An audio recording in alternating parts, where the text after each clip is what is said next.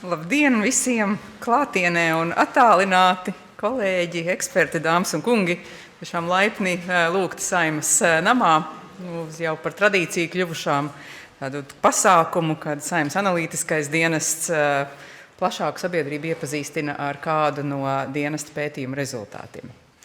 Mans vārds ir Zanda Kalniņa-Lukaševica, esmu Saeimas deputāte, vicespīkere, un man ir uzticēts vadīt šodien šo diskusiju ar ieinteresēta dalībnieka skatu, un mums būs eksperti savukārt, kas ļoti detalizēti zina jomu. Bet man ir jāsaka pirmkārt liels paldies katram no jums, kas atsaucās uz aicinājumu piedalīties šajā sarunā.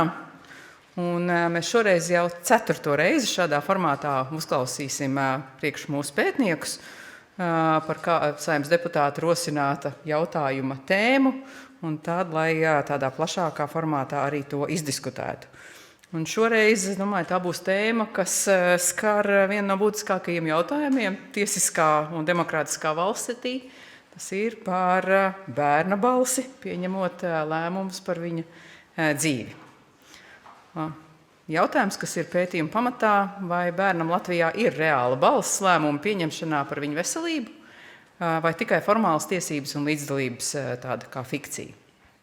Un bērni neapšaubām ir neaizsargātā sabiedrības grupa, tomēr sargāt var dažādi. Šķiet, ka vecā pieeja bija sargāt no lēmumu pieņemšanas un informācijas, un jaunā pieeja tomēr uzsver bērnu īpašo lomu, tā paredz pasargāt, iesaistot un atbalstot ceļā uz lielāku autonomiju. Un tāda autonomija un izaugšana ir pakāpeniski procesi ilgākā laika posmā neapšaubām. Un šodien mēs faktiski runāsim par tādu trīskāršu pieeju, jeb īstenībā trīsdimensionālu problēmu. Veselības aprūpes joma un pacientu tiesību joma, tās ir sfēras, kurās satiekas cilvēktiesības, medicīnas tiesības un šai pētījuma kontekstā arī bērnu tiesības. Un visas trīs sfēras ir īpašas, nozīmīgas un arī sarežģītas neapšaubāmi. Bērnu veselības aprūpē arī sadarbojas, satiekas un miedarbojas trīs puses. Katrai ir sava pieredze, zināšanas un tiesību apjoms, tā skaitā pienākumi. Tas ir veselības aprūpes profesionālis, bērna vecāki, jeb likumiskais pārstāvis un pats bērns. Līdz ar to arī tas līdzdalības jautājums ir īpaši sarežģīts. Un skaidrs, ka arī esošais regulējums tiecas harmonizēt aizsardzību un iesaisti, tomēr ir vajadzīgs arī lielāks uzsvars un papildus uzmanība tieši līdzdalības jautājumiem, kā tas izriet no pētījuma, ko tūdaļ pat apspriedīsim. Jāsaka, ka pētījums aktualizē jautājumu, kas skar nevien veselības aprūpes vai tiesību jomu, bet vienlaikus arī tādu jautājumu par mūsu sabiedrības attieksmi pret bērnu. Pētījums liek uzdot arī neērtu jautājumu, kā mēs Latvijā uzlūkojam bērnu un attiecamies pret viņa tiesībām. Vai bērnu tikai uzklausām, vai arī tiešām sadzirdam un ņemam vērā viņa viedokli, īpaši, kad ir runa par viņa veselību. Ir jāsaka, kopumā pasaulē nebūtu šobrīd nav vēl vienota prakse, kā bērnus efektīvi iesaistīt lēmumu pieņemšanā. Šādā starptautiskā praksē bērni arvien vairāk tiek uztverti nevis kā pasīvi aizsargājami objekti, bet tiešām kā pilntiesīgi sabiedrības dalībnieki un šī procesa dalībnieki. Un tādēļ arī Latvijā par bērnu tiesību pilnvērtīgu iedzīvināšanu ir jādomā šobrīd vēl vairāk arī tostarp lēmumu pieņemšanā par veselības aprūpi. Un no vienas puses šeit stāvot Saeimā, mēs varam teikt, ka jā, Latvijā pastāv tiesiskais ietvers. Bērnam ir tiesības tikt uzklausītam, paust savu viedokli, piedalīties lēmumu pieņemšanā. Taču jautājums, vai tāda ir arī prakse un vai šī prakse ir vienādota. Un Latvijā tiesības pašam sevi pārstāvēt pie ārsta ir noteikts no 14 gadu vecuma, kā mēs zinām. Bet vēl viens jautājums arī, kas ir izvirzīts šajā pētījumā, cik lielā mērā katrs 14 gadnieks, kam likums paredz šādas tiesības, īstenībā ir spējīgs pieņemt lēmumu par savu veselību. Un arī par to vēlāk runāsim mūsu diskusijā. Es gribētu arī teikt, ka uz bērnu līdzdalību būtu jālūkojas no vēl viena redzes leņķa, un es aicinu uz to lūkoties arī kā uz sabiedrības brieduma un demokrātijas kvalitātes pazīmi. Tas parāda, cik lielā mērā mēs esam gatavi sadzirdēt tos, kuru loma un balss sabiedrībā tradicionāli ir bijusi klusāka un pakārtota citu, šajā gadījumā pieaugušo viedoklim. Jo bērni jau veidos nākotnes Latvijas sabiedrību, un es vēlētos, lai tā ir sabiedrība, kurai radusi iesaistīties dažādu lēmumu pieņemšanā, ne tikai attiecībā uz savu veselību. Es vēlētos arī, lai Latvijas sabiedrība nākotnē ir vēl zinošāka un līdz ar to arī atbildīgāka par savu veselību. Jo šobrīd sabiedrības veselības rādītāji mums nav glaimojoši. Mēs zinām, ka veselīgi nodzīvoto gadu skaits ir viens no zemākajiem Eiropas Savienībā. Un tādēļ, kopsavilkot, bērnu iesaiste lēmumu pieņemšanā un pats galvenais izpratnē par ārstniecību ir būtiska, lai mācītu sekot savai veselībai, izprast notiekošo, tādējādi pieaugot un uzņemoties atbildību. Tāpat arī izpratnē un iesaiste, manā skatījumā, mazina bailes un to vadītas tādas negatīvas attieksmes pret ārstniecību. Un tas nozīmē, ka ilgtermiņā iesaiste un pozitīva sadarbība arī nozīmē zinošāku un veselīgāku sabiedrību, kas neapšaubām ir visu mūsu mērķis. Ir mums lieliski piemēri arī Latvijā, kas arī minēti ir pētījumā. Piemēram, Bērnu Kliniskās universitātes slimnīca ir lielisks paraugs dažādu, tostarp tādu neformālu iniciatīvu iedzīvināšanā šajā jomā, piemēram, drosmes kaste vai mazo dakterīšu skola. Tomēr arī šajā kontekstā iezīmējas tādas kā problēmas, arī atbalsta un iedrošinājuma mehānismi. Mēs zinām, kādi ir pieejami Rīgā, bet vai tādi paši ir bērniem pieejami arī reģionos, vai arī tās citas ārpus Rīgas slimnīcas spēj nodrošināt šādu draudzīgu vidi. Un ar to, godātie dalībnieki, šodienas pasākums ir ne tikai tāda iespēja iepazīties ar pētījumu secinājumiem, bet arī mums visiem kopā domāt, kā no tiesību normās nostiprināts formāls līdzdalības pāriet uz tādu reālu līdzdalību un stiprināt arī mūsu līdzdalības kultūru kopumā sabiedrībā. Un to lūkosim šodien noskaidrot. To mums palīdzēs darīt mūsu analītiskā dienesta pētniece Liene Rācina-Riekstiņa. Liene pirms darba Saeimā ir strādājusi zinātniskajās grupās, Eiropas komisijas un Latvijas zinātnes padomes finansētos projektos, kas ir īstenoti gan Latvijas universitātē, gan Rīgas Stradiņu universitātē. Liene arī ilgus gadus ir kā juristkonsuls strādājusi valsts pārvaldē. Ir jurista kvalifikācija, 2 maģistra grādi, no kuriem viens sociālajā antropoloģijā. Man jāsaka, šis ir jau 2. no Lienas izstrādātajiem pētījumiem, ko apspriežam šādā formātā. Liena arī bija pirmā, kas uzdrošinājās sākt analītiskā dienas šos atvērtās diskusijas. Un man būs milzīgs prieks dzirdēt šo prezentāciju jau pavisam pēc maza mirkļa, bet pirms tam es aicinu ievadvārdus teikt Saeimas cilvēktiesību komisijas priekšsēdētāju Leilu Rasimu, jo tieši cilvēktiesību komisija bija tā, kas pirms kāda laika deva šādu darbu uzdevumu Saeimas analītiskajam dienestam izstrādāt pētījumu par šodienas sarunas tēmu. Leila, lūdzu. Labdien visiem! Man kā cilvēktiesību un sabiedrisko lietu komisijas vadītājai tiešām liels prieks būt šeit šodien. Kad mēs pirms 2 gadiem rosinājām šo pētījumu, mēs vēlējāmies izpētīt bērnu līdzdalību lēmumu pieņemšanā, kas saistās ar tieši viņam svarīgām lietām. Ar savu iepriekšējo darba pieredzi, kā jaunas darbiniecei un kā jaunatnes mentorei, uzsākot darbu Saeimā un ir strādājot pie bērnu tiesību jautājumiem, man nāca tāds jautājums, vai bērni un jaunieši tiek pienācīgi iesaistīti lēmumu pieņemšanā, un sevišķi tādu lēmumu pieņemšanā, kas skar viņu dzīvi, kas būtiski skar viņu dzīvi. Un sākotnēji mēs vēlējāmies, lai pētījums būtu ļoti plašs, lai tiktu apkopota informācija par normatīvajiem aktiem, kas regulē bērnu līdzdalību dažādu lēmumu pieņemšanā, lai izvērtētu, kādās jomās un kādā apjomā ir šī līdzdalība, kā tā saistīta ar viņu brieduma pakāpi un kāda ir normatīvā regulējuma piemērošanas prakse un trūkumi. Ļoti plaši. Pēc tam ar mums sazinājās analītiskā dienesta pētniece, un tad mēs... Viņa arī izskaidroja, ka šī tēma tādā apjomā, kā mēs viņu esam pieteikuši, nevarētu pat tikt izpētīta viena Saeimas sasaukuma laikā. Tādēļ mēs vienojāmies, ka mēs viņu sašaurinām un ka sašaunam tieši uz šo pētījumu, kāds viņš arī šobrīd ir, jo tobrīd mēs arī komisijā strādājām pie bērnu atkarību problemātikas un tieši jautājumā par obligāto ārstēšanu atkarības gadījumos.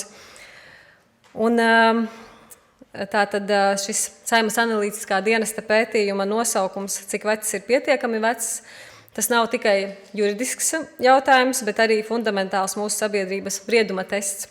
Kā norāda autori Liena Rācera Riekstiņa, bērni vēsturiski ir tikuši uzlūkoti caur iztrūkuma konceptu. Mēs redzam, ka bērnam trūkst gadu, zināšanu un rīcības spējas. Taču šis darbs mūs aicina uz paradigmas maiņu.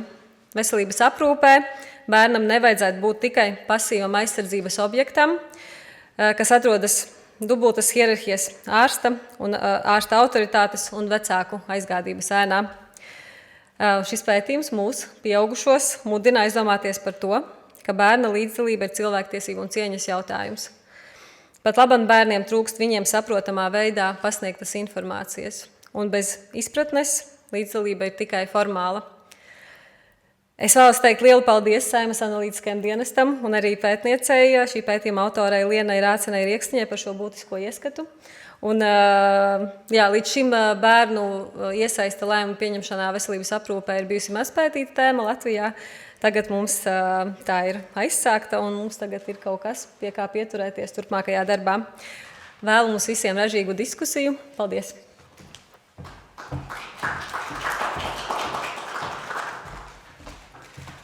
Labdien, jā. Pētījuma autora Liena Rācena Riekstiņa. Šis jautājums tādā ļoti, ļoti plašā tvērumā patiesībā ir jautājums par kultūru un par tiem dažādiem nospiedumiem un ietekmēm tajā, kurus mēs varbūt pat reizēm neapzināmies. Kā jau minēja komisijas priekšsēdētāja, ar vienu spēcīgi dominēja pieņēmums par bērnu kā būtni, kura nav līdz galam vēl izveidojusies un viņa nav vēl pilnvērtīgs pieaugušais un bērnīgi tiek skatīta caur iztrūkumu konceptu.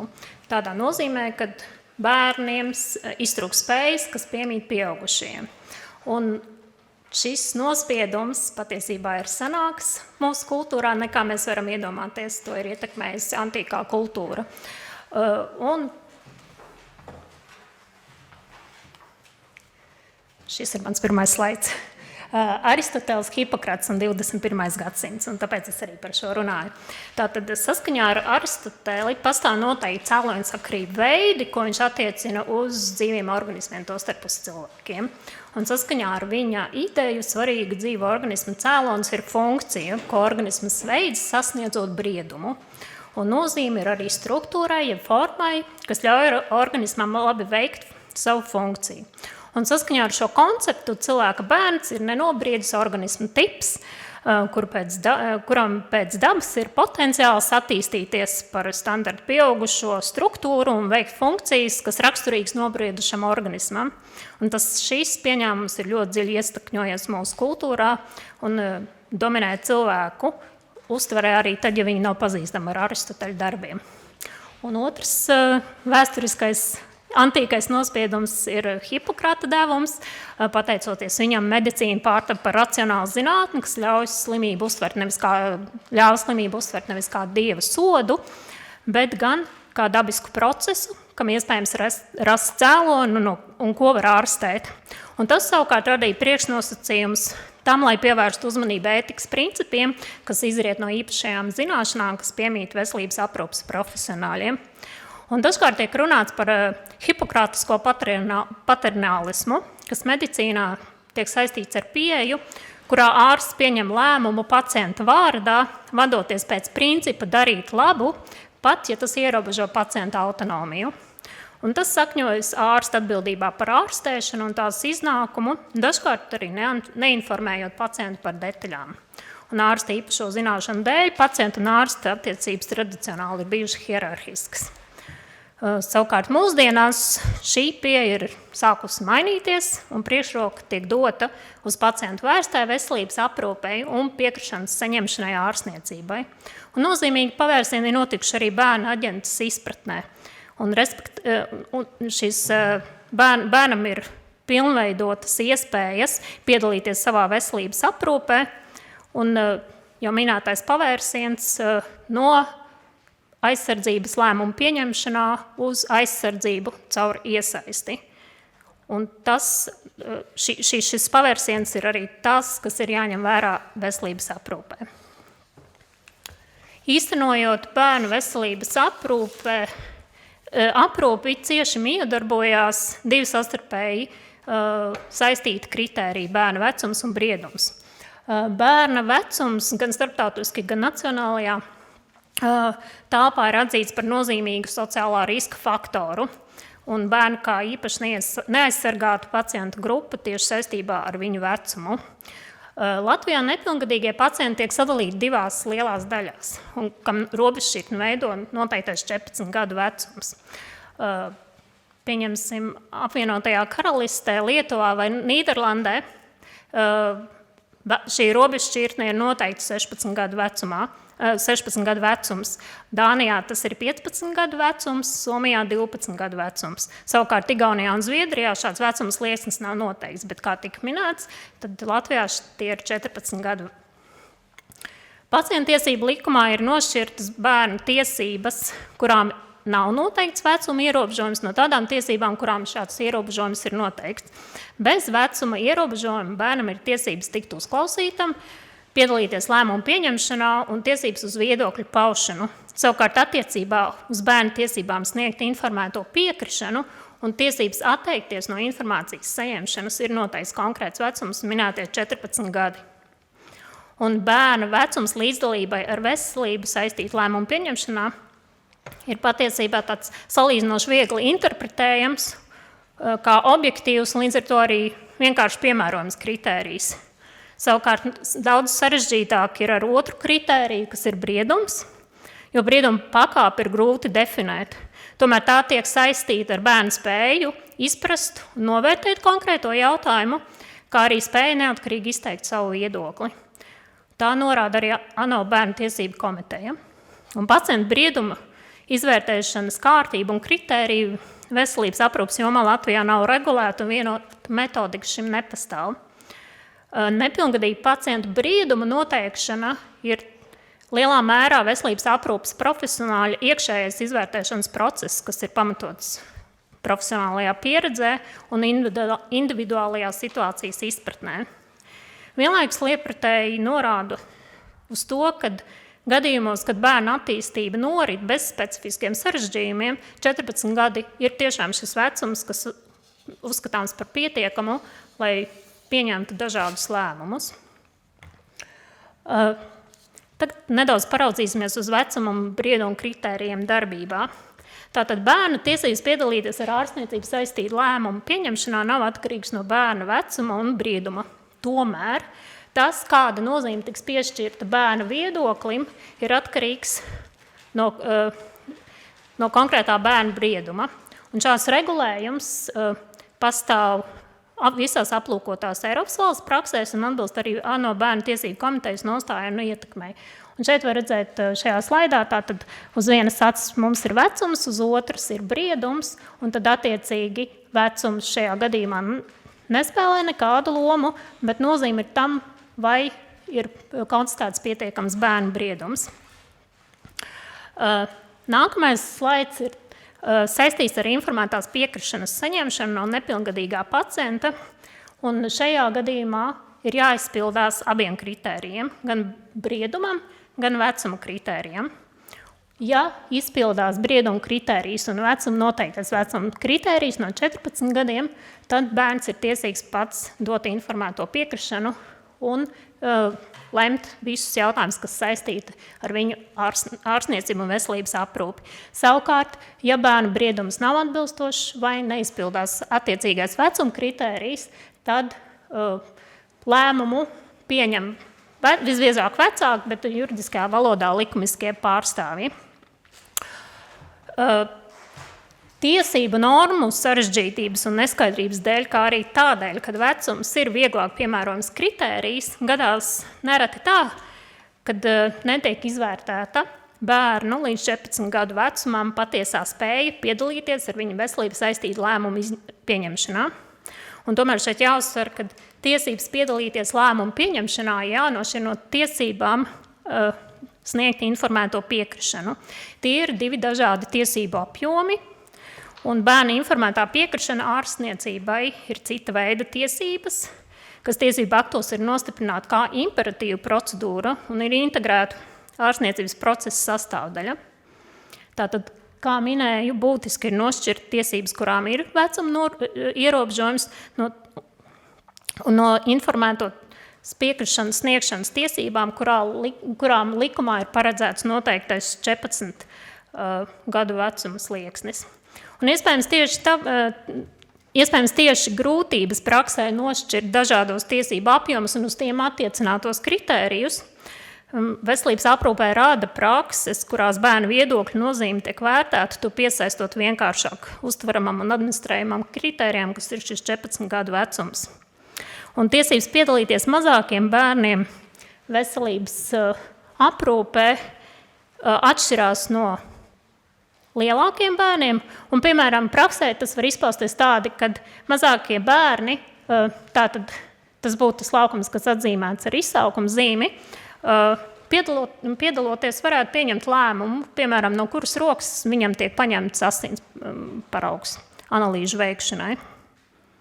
Un tātad ar šo es gribēju demonstrēt, ka pacienta tiesību likumā noteiktais regulējums to neprecīzi lasot var saplūst un radīt priekšnoteikumus diskriminējošai praksei.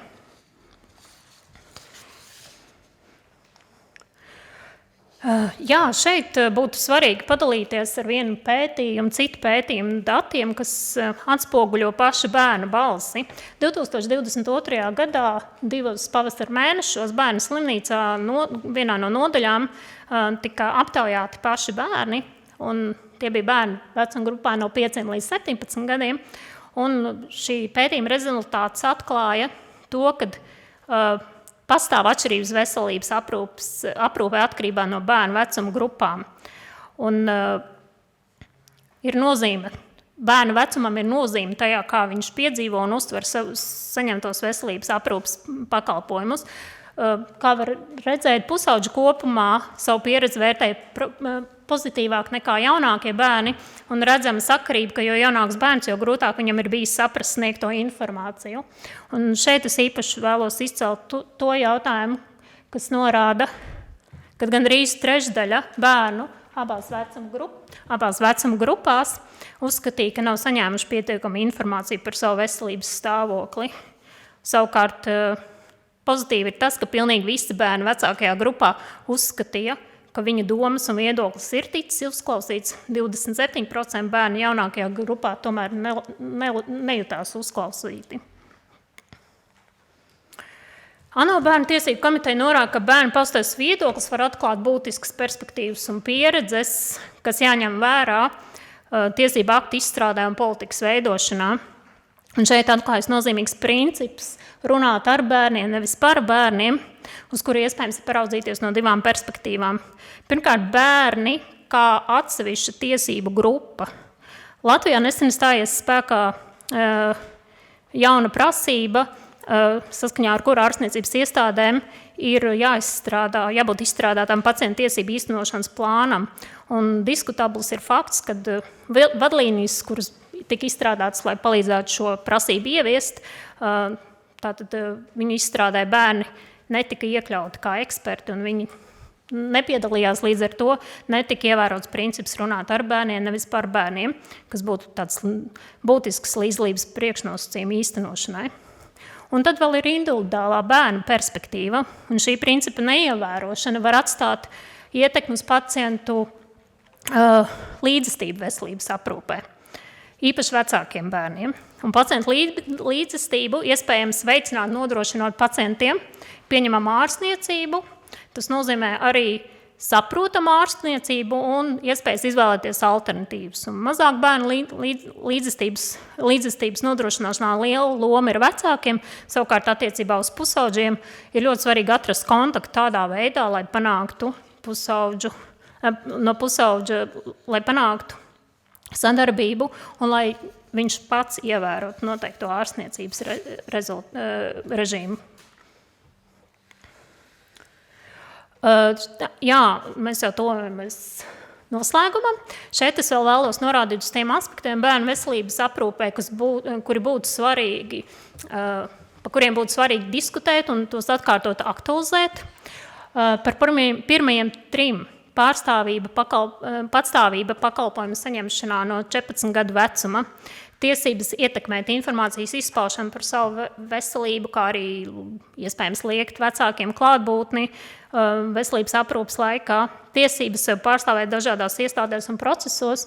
Pētījuma laikā šie izkristalizējās kā tādi jautājumi, kuriem ir atšķirīgas izpratnes praksē un atšķirīgas izpratnes arī dažādu iestāžu viedokļos.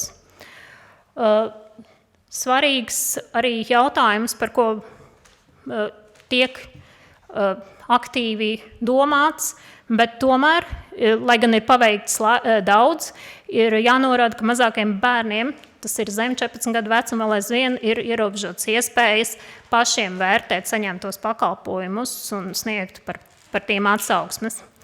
Un jautājums, kas Latvijā vispār nav regulēts, ir bērnu līdzdalība klīniskajos pētījumos un klīniskajā apmācības procesā. Un noslēgumā vēl nedaudz pievērsīšos jautājumam, kāpēc bērnu tiesību īstenošana ar viņu veselības saistīto lēmumu pieņemšanā aizvien vēl nav optimāli nodrošināta. Kā pirmais iemesls, kā jau minēju, tā ir tiesību normu sarežģītība un vienotas izpratnes trūkums. Tieši šīs lielā mērā būtu varbūt likumdevēju uzdevums strādā pie tiesību normām, pārstrukturēt tās tādā veidā, lai ārstniecības personām atvieglotu to piemērošanu. Pacientu tiesību likumā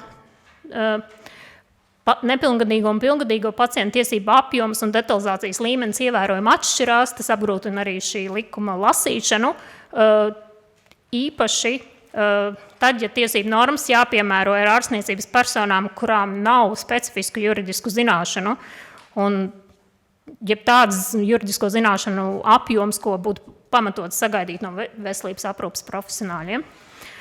Bažas rada arī ierobežot datu pieejamību un pētījums parādiskums.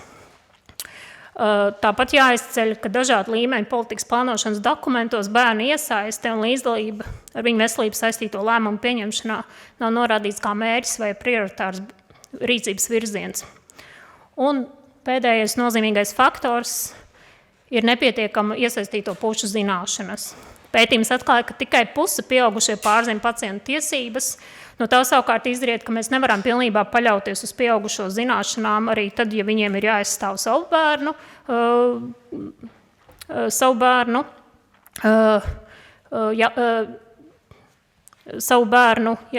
jautājumi veselības aprūpē. Un mēs arī nevaram paļauties, kad ģimenē tiks nodotas tālāk atbilstošās zināšanas.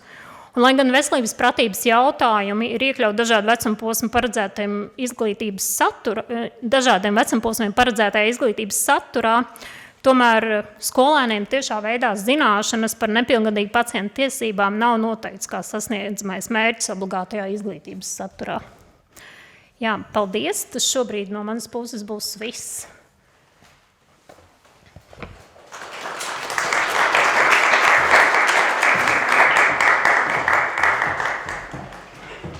Liels paldies, Liene, un aicinu tad jau ieņemt vietu uz diskutēšanas pusē un pievēršoties mūsu sarunai. Mums šodien ir tiešām 3 fantastiski diskusijas dalībnieki un eksperti, kurus, es domāju, lielākā daļa pazīst, bet pieteikšu arī pavisam oficiāli un kā pirmo es aicinu tad ieņemt vietu šeit Latvijas Republikas tiesības sardzi Karīnu Palkovu. Un Karīna ir ne tikai tiesības sardze, bet šaubām arī tiesību zinātņu doktore un specializējusies tieši medicīnas tiesībās. Un zīmīgi, ka savu doktora zinātņu grādu ir ieguvusi tieši aizstāvot promocijas darbu par tēmu nepilngadīgo pacientu un ārstniecības personu tiesiskās attiecības ārstniecības procesā. Kur vēl piemērotāks dalībnieks, kas ietver visu šīs zināšanas. Un Karīna, esot tiesības sardze, arī turpina būt docētāja, vadošā pētniece un asociētā profesore Stradiņu Universitātes sociālo zinātņu fakultātē. Un mūsu otrs diskutants šodien ir Nikita Bezborodovs, labi zināms bērnu psihiatrs. Un arī Bērnu Kliniskās universitātes slimnīcas metodiskā centra vadītājs psihiskās veselības jomā, arī Rīgas Stradiņu universitātes docents un darbojas arī Pusauģu resursu centrā, ir tā attīstības vadītājs un ir aizstāvējis savu promocijas darbu par tēmu emocionālo un uzvedības problēmu prevalence un ar to asociētie faktori Latvijas pusauģu populācijā. Paldies par piedalīšanos. Un mūsu trešā diskutētāja šodien Vita Šteina. Lūdzu, Vita vada Latvijas pacientu pieredzes asociāciju un ir veselības ministra arī ārštata padomniece. Ir pacientu pieredzes eksperte Rīgas Austrumu Kliniskajā universitātes slimnīcā, Pauliņa Stradiņa Kliniskās universitātes slimnīcā, kā arī lektore un doktorante Stradiņa universitātē. Šis arī ir, tā teikt, parāda mūsu tādu to zinību centru šajā jomā, kas nu ir, un man ir prieks, ka tiešām jūs visi varējāt pievienoties šodienas sarunai, un es tad arī pievienošos jums tur.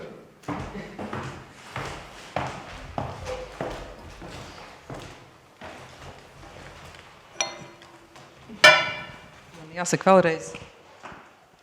vēlreiz paldies Lienai par šo prezentāciju, kas noteikti ir raisījusi jau domas un reakcijas. Līdz ar to es varbūt aicinātu vispirms mūsu diskusijas dalībniekus dalīties ar tām savām galvenajām atziņām šai tēmā. Es varu lūkot arī nedaudz tādus uzvedinošus jautājumus varbūt uzdot, bet es nojaušu, ka jums katram ir jau šajā brīdī kaut kas, ko jūs tiešām gribat pateikt. Karīna, mēs varam sākt un vienlaikus arī varbūt lūgt apdomāt tādas tēmas, kā piemēram, kādi ir iespējamie riski palielinot bērnu līdzdalību un iesaist viņu veselības aprūpē, un arī kādas ir tās potenciālās problēma jomas, ko mums vajadzētu īpaši apsvērt šobrīd. Paldies pirmkārt par šo pētījumu, ka pievērsāt uzmanību. Es par šo tēmu varētu runāt stundām ilgi, ņemot vērā pieredzi praktisko un teorētisko, bet laiks ierobežots un blakus ir eksperti, ar kuriem bija prieks sadarboties. Tātad pirmais jāsaprot tas, ka vēsturiski, kad tapa pacientu tiesību likums, tad vienmēr tas mērķis bija ļoti cēls. Pateikt to, ka bērns vairs nav, kā jau šodien tika teikts, tāds, ziniet, aizsardzības objekts, bet tas ir subjekts, kuram ir tiesības būt, līdzdarboties un tā tālāk. Nu, ja tā godīgi, tad, protams, kaut kur mēs esam pārspīlējuši, pārcentušies no vienas puses, un tas, kas, manuprāt, ir ļoti būtiski, saprast vienu lietu, ka šobrīd, atbilstoši pacientu tiesību likuma 13. panta 2. daļai, pacientam ir tiesības 14 plus gadi pateikt jā ārstēšanai. Pacientam nav tiesību atteikties. Līdz ar to tā ir ilūzija teikt, ka no 14 gadiem jaunietis var darīt visu. Nē. Pieslēdzas papildus mehānismi, viņa lēmums nav neierobežots, atteikumam nē, atteikties no ārstniecības nevar. Tas, ko es vēl gribētu pateikt, ka ja mēs vispār paskatāmies Latvijā, mēs esam ļoti piesaistījuši savu uzmanību vecumam. Es 20. gadā aizstāvēju promocijas darbu, tagad paskatījos, vai kaut kas ir mainījies mums. Piemēram, par tiem vecuma ierobežojumiem. Tātad civillikums noteica to, ka 12 gados jaunietis var piekrist adopcijai. Tad tas ir viņa izšķirošs lēmums, viņš 12 gados pasaka, jā, es piekritu adopciju, citu variantu nav, ja viņš nepiekrita, tad adopcija nav nekāda legitīma spēka. Skatāmies seksuālas reproduktīvas veselības likumu, lasam 16 gadi. Tad līdz 16 gadiem, ja sieviete jaunieti ir stāvokli, tad attiecīgi viņa nevar lemt, tad iesaista vecāku līdzdalību, krimināla atbildība 14 gadi, administratīva atbildība un tā tālāk 11 plus gadi. Mums ir tik daudz, esam piesieti ciparam. Ja mēs skatāmies Eiropas cilvēktiesību praksi, tiesas praksi, sen jau vairs nav cipari, jeb skaitļi, teiksim tā fokusa, uzsvars ir uz briedumu. Bet ar ko mēs grēkojam Latvijā jāsaka, briedumu izvērtējums.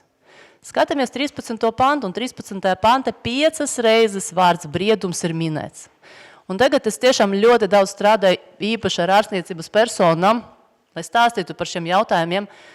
Sakiet lūdzu, vai kāda ārstniecības persona medicīniskajā dokumentācijā raksta to, ka ir izvērtējusi katra nepilngadīga pacienta briedumu, vai ārstniecības persona ir skaidrs, kā to vērtēt? Nav. Un tas, ko likumdevējs šobrīd ir noteicis, kaut ko nereālu. Mums ir dispozīcija, ārstniecības personam jāvērtē briedums, pēc kādiem kritērijiem, kā un kas ir par to, ja briedums netiek izvērtēts. Ļoti daudz jautājumu. Mēs pēc būtības pasakam darīt to, ko jūs nevarat izdarīt. Un mēs to pieņemam. Briedumu nevērtē ikdienā, tiemžēl. Bet briedums atbilstoši starptautiskai pieredzei ir tas noteicošākais, man gribētos teikt, ne vecums. Un nepavēlti jau 85. gadā Gili kompetences bija tāda ļoti slavena juristu aprindās tiesvedībā, kur māte ir pateikusi, ka, ziniet, jums ārsti nav tiesību bez manas klātbūtnes konsultēt bērnus par kontracepcijas jautājumiem. Tiesa ilgi skatīja šo jautājumu un pateica, ne māte, mums ir tiesības skatīt bez jūsu klātbūtnes. Mums ir jāņem vērā bērna tiesības, bērna intereses. Un kopš 85. gads plus daži gadi mēs sākam pievērst uzmanību bērna, teiksim tā, vēlmēm. Un ko es ar to visu gribu teikt? Vecums nav tas noteicošākais, manuprāt. Ir ļoti svarīgi saprast, vai bērns spēj apzināties riskus, vai viņš saprot, ko viņam prasa, vai viņš apzinās, kādas būs sekas viņa lēmumam un tā tālāk un tā joprojām. Tur arī ētikas jautājumi. Es auditorijā redzu Signu Mežinsku, kas ir tik daudz stāstījusi par ētikas jautājumiem un arī jauniešu līdzdalību un informēto piekrišanu. Tā kā briedumam jāpievērš uzmanībā. Vai mēs to varam atrunāt likumā? Kā to izdarīt? Tehniski nevaram. Mēs varam ņemt to piemēru Lielbritānijas praksi, kur faktiski ir tie punkti, kas būtu jāvērtē briedumu nosakot. Labklājības joma, bērntiesās ir kritērija brieduma izvērtējumam. Ārstniecības persona vēl pagaidām nav. Vai tā ir ārstniecības persona atbildība? Protams, ka nē, noteikti nav. Līdz ar to mans ierosinājums tiešām pārskatīt un nefokusēties uz vecumu kā tādu, bet gan brieduma izvērtējumu un tādu individualizētāku pieju drīzāk. Tas ļoti īsi. Varu vēl, ja būs laiks. Mēs noteikti atgriezīsimies ar nākamajiem jautājumiem, bet tagad varbūt arī dodot vārdu Nikitam tieši tā. Viedokļi kopumā Lai to par diskusiju tēmu. uzturēt, es pastrīdēšos vienkārši ar abām runātājiem iepriekšējiem, ar pētījuma autori, kas interpretējot pacientu tiesību likumu 13. pantu, apgalvoja, ka bērni var pieņemt to jā un teikt jā lēmumu. Problēma ir tāda, ka īsti jau nē. Ja, tad ne pa visiem veselības aprūpes, vispār ar veselību saistītiem lēmumiem arī pašlaik bērni var pieņemt, piemēram, viņi nevar pieņemt lēmumu par stacionāru ārstēšanos, jo stacionāra ārstēšana ir jāslēdz līgums. Un tad līgumu līdz 18 gadiem atbilstoši civil likumam viņi slēgt nevar. Ja tā kā mums pacientu tiesību likums deklarē, ja, tad šīs tiesības un tās tiesības nemaz nevar realizēt. Ja, tā kā ir daudzas jomas, kur nav sakārtots un runājot par to iespēju atteikties, es klīnisko viņeti, ja, tad piedāvāšu. Jo skaidrs, ka bērnam no 14 gadiem pašlaik pacientu tiesību likums paredz šo iespēju piekrist ārstniecībai, bet gadījumā, ja ārstniecības persona uzskata, ka ārstniecība ir bērna labākais interesēs un bērns nepiekrīt, tad šīs lēmums pāriet pie likumiskā pārstāvja. Bet es esmu ārstniecības persona, es strādāju ikdienā ar jauniešiem, ja, tad, piemēram, ar jauniešiem ar UDHS, kur mēs zinām, ka ir gadījumi, kad medikamentozā terapija varētu būt palīdzoša un varētu būt bērna labākais interesēs. Bet es tev droši apgalvošu, ka es kā ārstniecības persona zinu, ka ja mans pacients no 14 gadiem nav pats aktīvi un brīvprātīgi un informēti teicis man, ka jā, es lietošu tās zāles, tad es varu pierunāt, mamma var pierunāt, es varu izrakstīt šos medikamentus, un es varu būt drošs, ka viņš aizies mājās, un viņš tā zāles nekad nemūžām nedzers. Tā kā arī pašlaik skaidrs, ka jaudietim ir iespēja pateikt nē, tad tā kā, tā gluži nav, ka pacienta tiesību likums tikai to pozitīvo lēmumu nosaka. Bet runājot par briedumu, mans personisks uzskats ir, ka šīs ir slikts juridisks konstrukts, jo faktiski tad mēs runājam par lemtspēju. Un skaidrs, ka lemtspēja neatiecās tikai uz bērniem. Ir daudzas sabiedrības grupas, kas ir mūsu tā vēsturiska paternalisma fokusa vienmēr bijušas, kas nav tikai bērni. Tad, piemēram, cilvēki kopumā ar psihiskiem traucējumiem, tad veci cilvēki, ir daudzas tādas sabiedrības grupas, un kad mēs ieviešam briedumu kā juridisko konstruktu, mēs faktiski lielu daļu zaudējam. Tad kaut gan tas jautājums ir viens un tas pats. Tad, vai cilvēkam ir pietiekoša lemtspēja, lai viņš varētu saprast, veselības aprūpes kontekstā, tad kaut kādu lēmumu būtību, lai viņš varētu izvērtēt iespējamas sekas un attiecīgi pieņemt šo lēmumu. Un tā ir milzīga problēma, kas nav atrisināta Latvijas likumdošana, ka lemtspēja kā tāda vispār, kā jēdziens nav ieviests, un kā tāds šaurs piemērs, ka arī lemtspēja nav ierakstīta, ja mēs runājam par nepilngadīgiem pacientiem. Un brieduma problēma ir tāda, ka ja mēs pasakam, ka bērns nav pietiekoši nobriedis, tad mēs ieslēdzam šo deficitāro modeli, tad ka viņam nav briedums un viss. Ja mēs runājam par lemtspēju, kas būtu pareizāk, tad mēs zinām, ka ir dažādi veidi, kā var skatīties uz lemtspēju, un viens veids ir aizvietota lemtspēja. Ja nav lemtspējas, tad mēs deleģējam šo lēmumu pieņemšanu kādai atbildīgai personai. Bet mēs zinām, ka tas nav tas labākais, droši vien, ka veids, kā realizēt. Tad daudz labāk būtu atbalstīt lemtspēju, jo kaut kāda lemtspēja mums visiem ir. Viņa var būt arī nepietiekoša. Bet ja mēs runājam nevis par briedumu, bet par spēju pieņemt lēmumu, tad mēs varam attiecīgi runāt arī par tiem mehānismiem, kas varētu palīdzēt, tad mums palīdzēt tai personai, kuru lemtspēja nav pietiekoša vēl, tomēr to realizēt. Par to ir arī Latvijā tā skaita lielas iestrādes, ja mēs runājam par cilvēkiem ar psihiskiem traucējumiem, tad jūs zināt, ka līdz 13. gada mums bija arī rīcība nespējas institūts, kas tika pa laimi likvidēts. Tad, ja mēs runājam par personām ar psihiskiem traucējumiem, arī Latvijai ir piemēri, kā mēs varam atbalstīt viņu lemtspēju. Un tad mans piedāvājums arī būtu uz nepilngadīgiem pacientiem skatīties šādā veidā, respektīvi, kas ir tas, kā mēs ārstniecības pakalpojumus sniedzot, varam atbalstīt viņus, viņa lemtspēju, un šeit tas gan es piekrītu pilnīgi, ka šī mākslīga robeža 14 vai 12 vai 16 gadi, kas ir absolūti politisks lēmums, tas nav balstīts nekādās zināšanās par smadzeņu nobriešanu, smadzenes nobriest pakāpeniski. Tas turpinās ilgstoši un arī pēc 18 gadiem, un arī lemtspēja turpina attīstīties. Un, protams, ka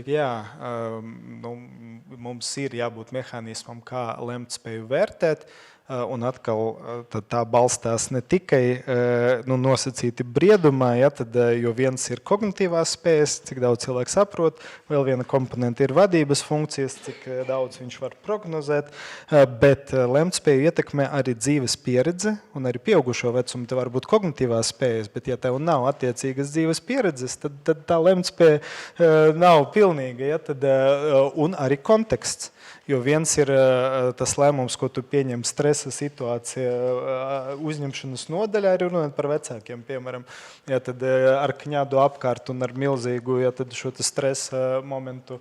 Un cits ir lēmums, ko tu pieņem citā mierīgākā kontekstā. Tā kā es piedāvātu šeit runāt ne tikai par bērniem, bet plašāk. Un lemtspējas jautājums, manuprāt, tas gan ir Saeimas jautājums, ko risināt.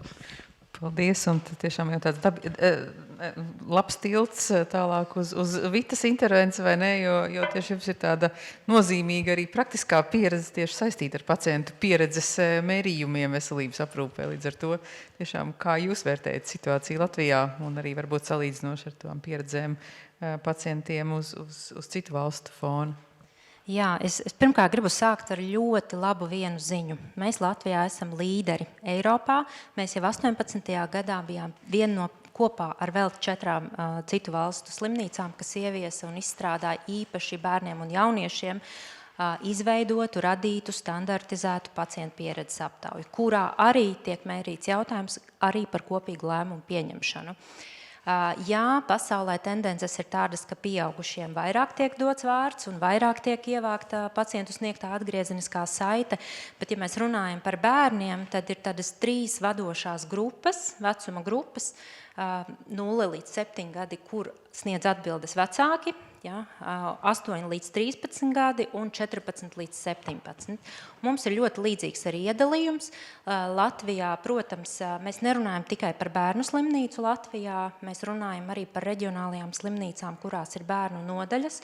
Un liela pateicība, izmantojot iespēju slimību profilakses kontrolas centram, kas entuziastiski tiešām strādā, sadarbojas ar šīm slimnīcām, lai ievāktu arī bērnu viedokli dažādās vecuma grupās. Un dati ir sekojoši, ka 36% jauniešu sniedz atgriezenisko saiti par pieredzi, tai skaitā par kopīgu lēmumu pieņemšanu, un 38% aizpilda aptauju pusauģi kopā ar vecākiem. Ja, tā kā kopumā Latvijā bērnu viedoklis ir pieejams, ir tikai jāzina, kur viņu skatīt un kur viņu meklēt. Ja mēs raugāmies jau tālāk par kopīgo lēmumu pieņemšanu, tad pacientu pieredzes aptaujās globāli pasaulē tiek mērītas vienas un tās pašas tēmas, viena iemesla pēc, lai būtu iespēja datus salīdzināt, lai mēs varētu viens no otra mācīties labās prakses. Sīkāka detalizācija par kopīgu lēmumu pieņemšanu starptautiski nav pieejama, ja vien īpaši tiek lūgts kādai klīnikai vai veselības iestādei nodrošināt šādu informāciju. Bet ko mēs zinām? Kas ir tie galvenie dati, ko mēs zinām? Jo jaunāks ir bērns, jo mazāk viņš saprot, kas notiek. Tātad ir tāds termins viegli saprotama valoda. Mēs visā pasaulē nepietiekami izskaidrojam vecuma, jo īpaši vecuma kategorijā 8 līdz 13 gadi, tikai 30% no bērniem atzīst, ka viņi kaut ko ir sapratuši, ko viņiem stāstīja.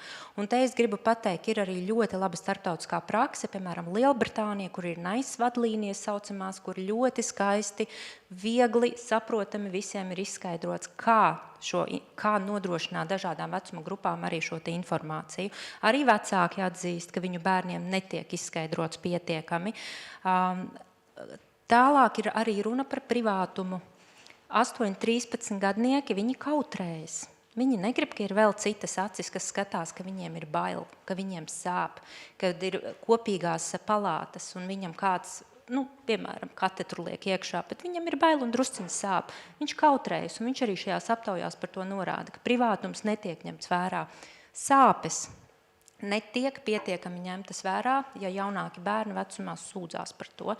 Jo vecāki bērni, jo mediķi ir tā tendence ir tāda, ka ņem vērā vairāk šīs te sāpju sūdzības. Un vēl viens tāds būtisks aspekts, ko es ieraudzīju, ir arī pacientu pieredzes aptaujas, kas ir attiecīgi pa diagnožu grupām. Piemēram, onkoloģijā jauniešiem arī tādas ir. Un tas, ko saka pētījumos onkoloģijas jauniešu pacienti, kas ir jauniešu vecumā, ka mediķi neņēma nopietni viņu sūdzības, pietiekami nopietni, un līdz ar to bija novēlota diagnostika līdz pat 7 mēnešiem. Un 14% saka, ka viņiem tikai pēc 7 mēnešiem noticēja viņu nogurumam, piemēram. Visi taču varam iedomāties, ka taču ir skola, visādi interešu izglītības pulciņi un tā tālāk. Loģiski, ka bērns ir noguris, vai ne? 7 mēneši ir palaist garām šīs sūdzības. 12% par pusgadu stāsta, 30% par 2-3 mēneši. Un tā ir cīņa. Jaunietis netiek sadzirdēts. Paldies. sākās ar to labo ziņu, ka Latvijā ir labās lietas, kur esam līderi, un mēs neapšaubām nonācām pie problēmu situācijām. Ņemot vērā, ka mēs esam šeit parlamentā, vai ne, kur arī lūkojamies uz tādu likumdevēju darba iespējām. Vai jums ir prātā kādas lietas, ko var noregulēt ar likumdošanu labāk? Te iepriekš jau izskanēja, piemēram, ka šī brieduma prasība ir šobrīd nereāla, un Lielbritānijā ir piemērs, kā citādāk to regulē. Varbūt mēs varam tāpat to apli atnākt atpakaļ, pēc tam arī pie Lienas no tādas ieteikums likumdevējiem, vai ir kāds, kurai tēmai īpaši pievērst uzmanību? Jā, Vita. Man ir diezgan skaidrs, ka ņemot vērā, ka mēs to pirmo soli esam ļoti veiksmīgi spēruši. Mēs arī šobrīd pasaulē lepojamies un konferencēs stāstam veselības nozarē par Latvijas veiksmes stāstu.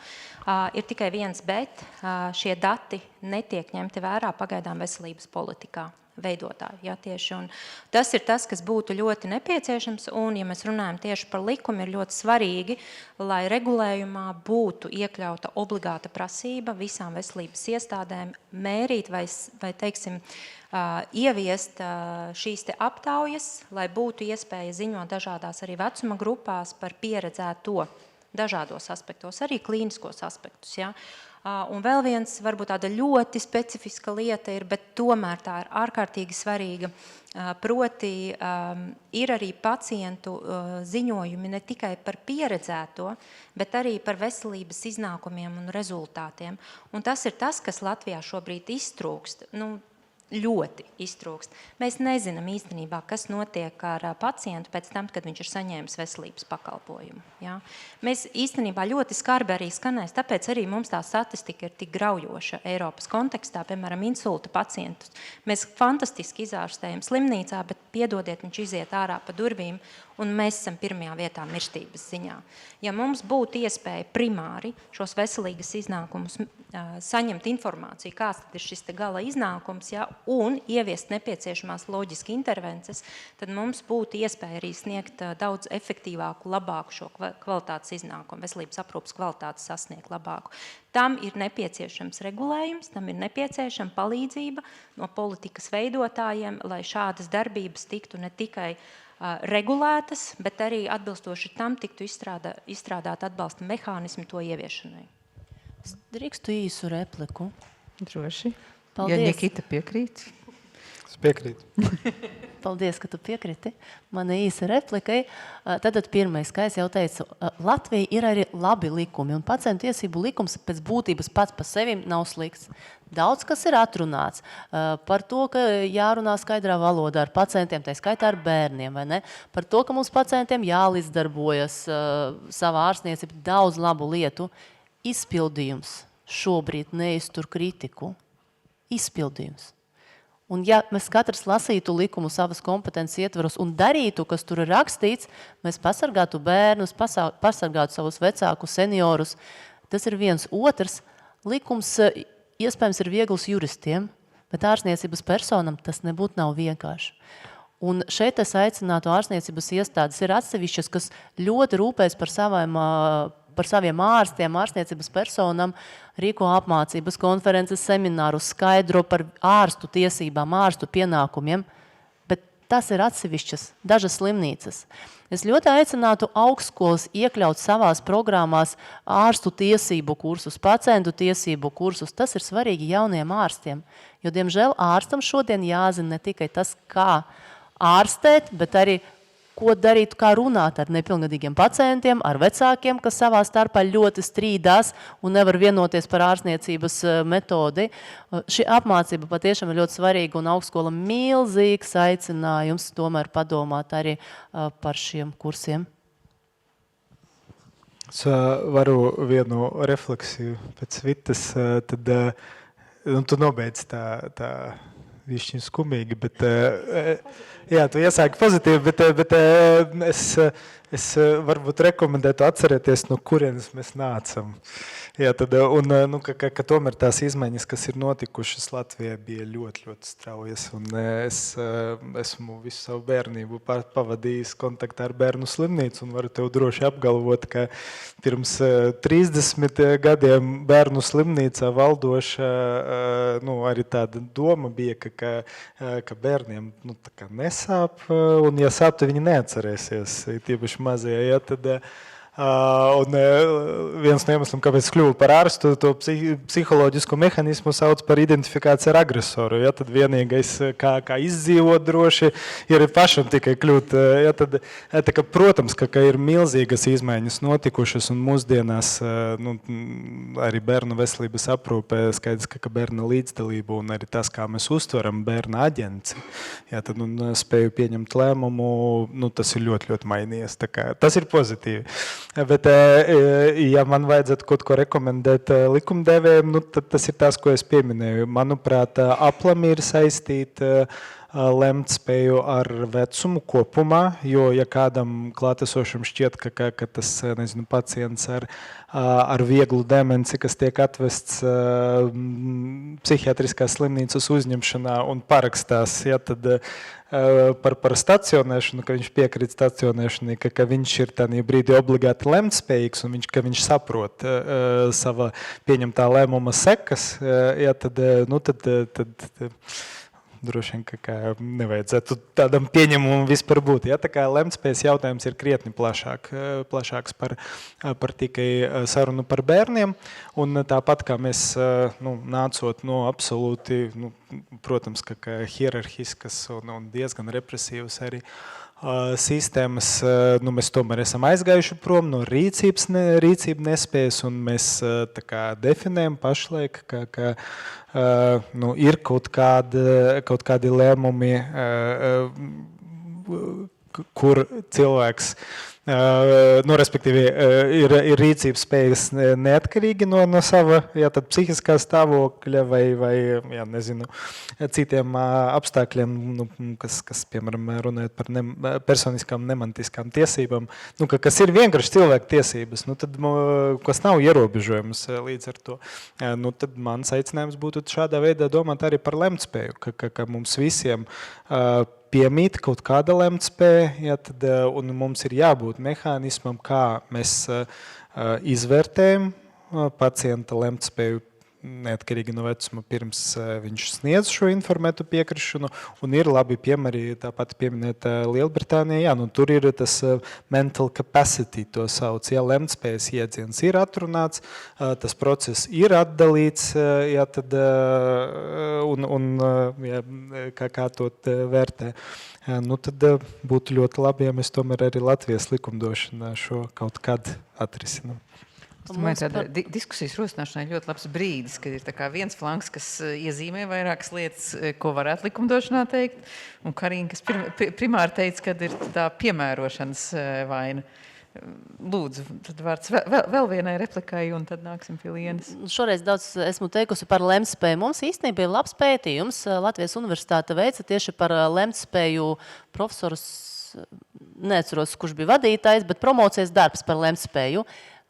Jā, nebija slikts, man jāsaka, un tur ir ļoti labas idejas, kas ir tika publiski stāstītas auditorija, aicinu katru ieskatīties. Un tajā brīdī, kad politiski mēs būsim gatavi lemtspēju izskatīt mūsu dienas kārtībā, es noteikti aicinātu to darīt, jo man šķiet, ka mēs esam gatavi runāt par lemtspēju, bet kamēr mēs nevienosimies, ka Latvijā šis institūts būs, mēs nevaram to attiecināt vai ne tikai uz bērniem, jo pēc būtības nav.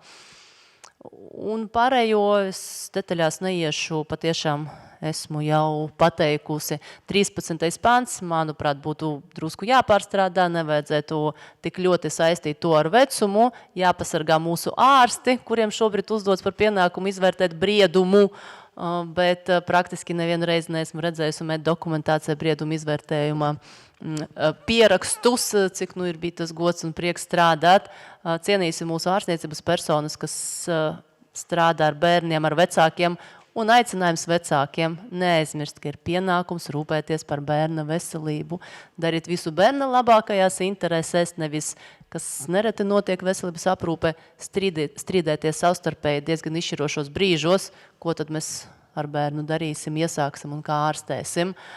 Nu, man ir tā skarbāka pieredze, tāpat droši vien kā jūs, mēs redzam to nevisai patīkamo daļu, kad ir komunikācija ar bērniem, vecākiem un negatīvas pieredzes bieži vien nonāk dienas gaismā. Drīkst vienu jautājumu, tad runājot par to, jo ir divi mehānismi, kā dotie brīdī, tā tiesības iestājas, tad uz noteiktām tiesībām. Viens ir noklusējuma mehānisms, un tas ir tas, kas ir lietots, piemēram, civil likumā, tad 18 gadi noklusējums, jo mēs kā sabiedrība, mēs tā kā uzskatām, ka uz 18 gadiem cilvēki jau ir pietiekoši visi pēc noklusējuma nobrieduši, lai viņam rīcības spēja iestātos.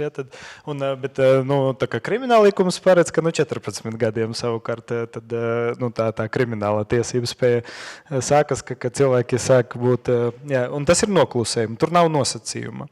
Un tad ir otrs mehānisms, tas ir nosacījuma mehānisms, kas, piemēram, ir iestrādāts pacientiesību likumā, tad nevis pēc noklusējuma, bet ja cilvēks ir sasniedzis pietiekošu to, mūsu gadījumā briedumu.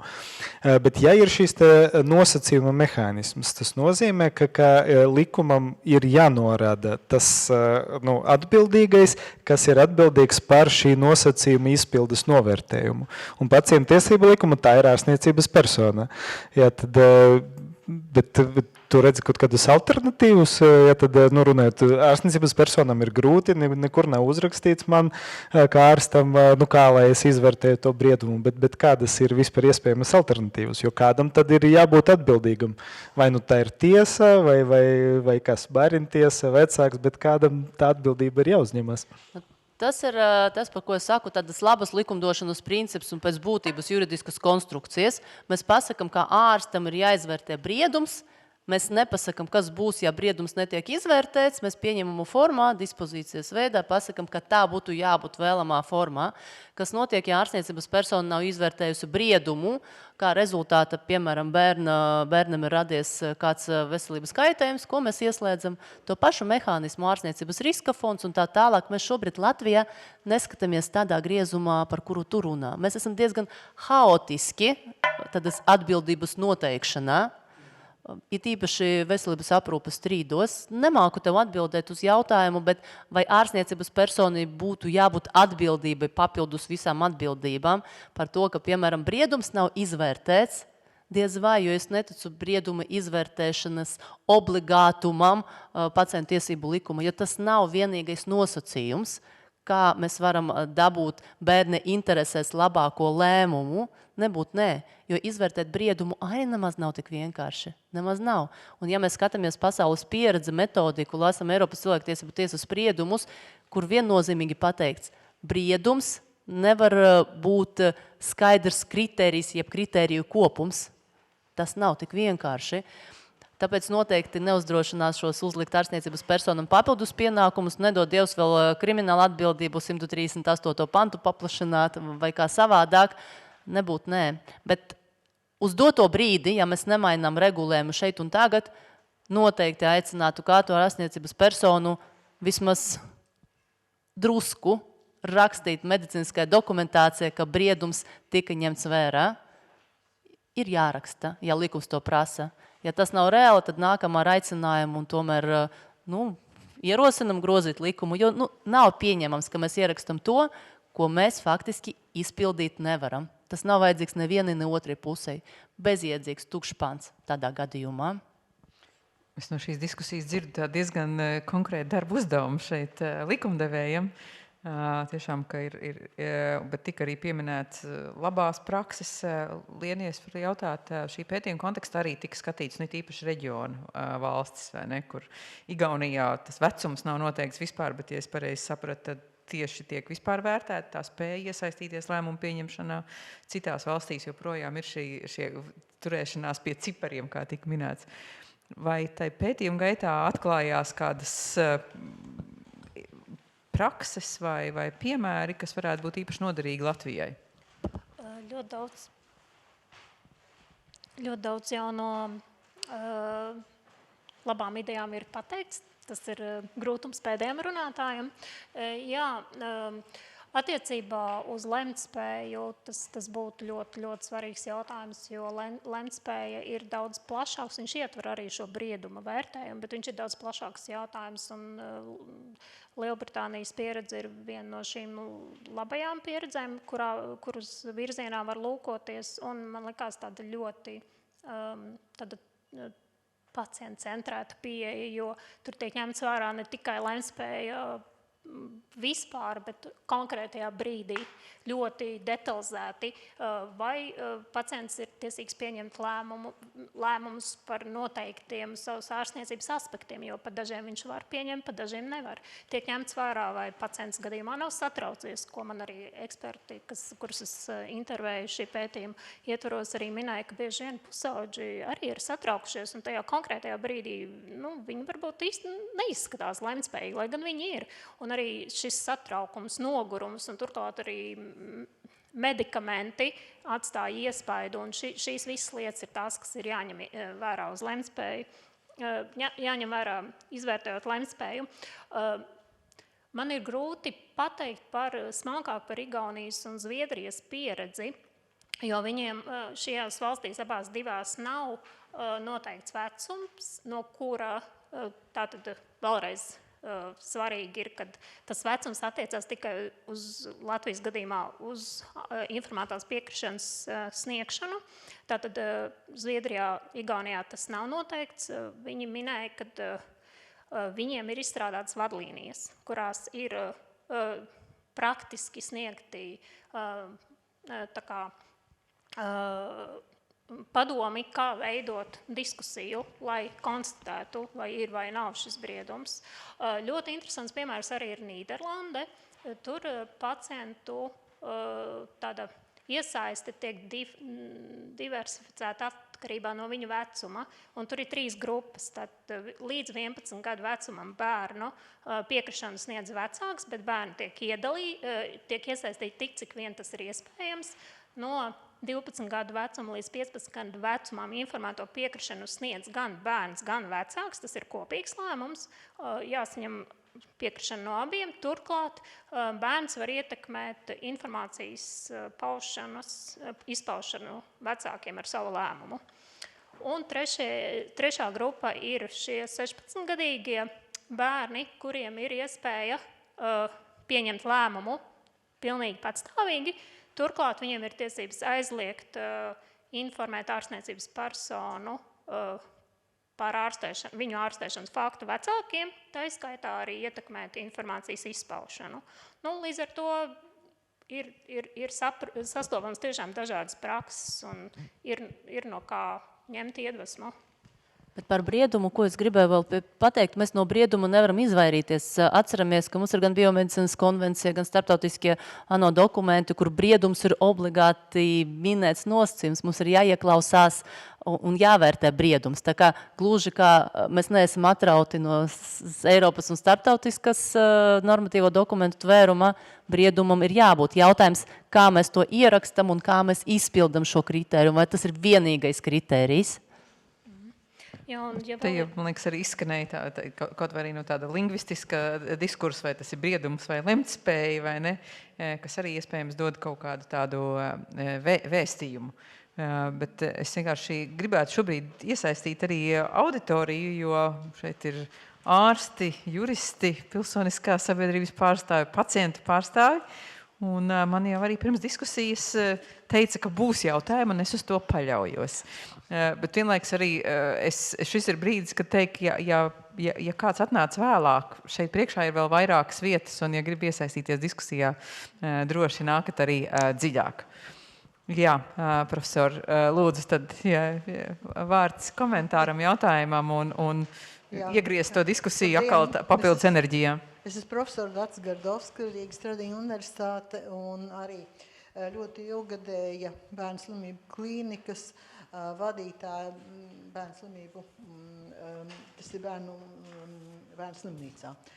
Lūk, un pēdējos 5 gadus tā ir tāda brīva aizraušanās ar bērnu tiesībām slimnīcā. Un mēs ļoti daudz sadarbojāmies gan ar profesoru Palkau, gan ar PVO ekspertiem. Un mēs nonācām pie daudziem tādiem risinājumiem un secinājumiem. Ko es gribētu teikt? Pirmkārt, ir labi, ka tāds jautājums mēs analizējam, paceļam. Un mums kaut kā jau latviešiem patīk ļoti sevi tā pakritizēt un likums tāds un tāds. Patiesībā jau, ja mēs skatāmies, patreizējā likumdošana ietver 3 galvenās komponentes, kas ir ļoti svarīgi. Ja? Viņi runā gan par briedumu, gan par bērnu vecumu, gan par bērnu labākām interesēm. Jautājums ir tālāk, kas notiek ar šīm vērtībām, ja? Vai mēs tās vērtības spējam aiznest konkrētās rīcībās, ja? Un profesor Palko jau stāstīja par Džilika šo te gadījumu, bet tas vārds un tie kritēriji ir nosaukti mātes vārdā. Tā bija daudzbērnu māte, kas 80. gadā iesūdzēja tiesā par to, ka viņas meita grib izlemt, neinformējot vecākus par kontraceptīvo līdzekļu lietošanu. Ja? Un no tā ir izstrādāti kritēriji. Tas ir starptautisks vārds, tā ir mātes iniciatīva, faktiski risināt tādu lielu problēmu.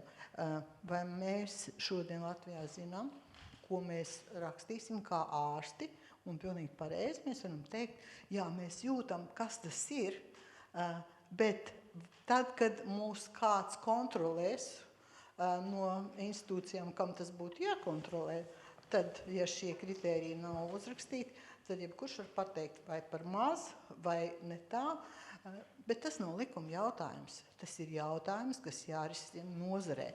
Tad mums ir jāpalīdz medicīnas iestrādēm kopā multidisciplināri izveidot šīs lietas. Vai mēs ņemsim Džilika kritērijus vai kaut kādus citus, ja? Tātad kā mēs vērtēsim. Un jāsaprot tas, ka tas vērtējums nav vispārējais. Tas nav tā kā iestājās un tad tagad vērtē. Situācija mainās un jautājums ir, kas ir tās situācijas, kad mums tas vērtējums ir jāsniedz. Ja? Tas nav katru dienu, vai ne vakar, viņš ēda slikti, viņam ir briedums slikts, šodien labāks, priekš kam to darīt, ja šodien nav jāpieņem kaut kāds svarīgs lēmums. Tātad svarīgos brīžos, kad mēs to darām, jo tas ir liels darbs. Bet saistībā ar Džilika kritērijiem ir arī, ja es nemaldos, bija uzvārds Foster kritērija, kas runā par rīcību, kā jārīkojās ir ārstam. Ja? Tātad tur ir vesela secība un arī savu kritēriju, kas ir jāņem vērā, pieņemot tad lēmumu, ņemot visu šīs lietas kopsumā. Nedomāju, ka tas ir jātīst katrai slimnīcai atsevišķi. Un nevajag to likt likumā un mocīt Saeimas deputātus, jo izmainīt likumu ir tik grūti, bet uzrakstīt rekomendācijas, sagatavot materiālu cilvēkiem, kas strādā ar bērniem, un es te gribētu teikt, ne tikai ārsti, ne tikai māsas, bet faktiski līdzīgi kā jūs aizbrauciet uz viesnīcu kaut kur, ja?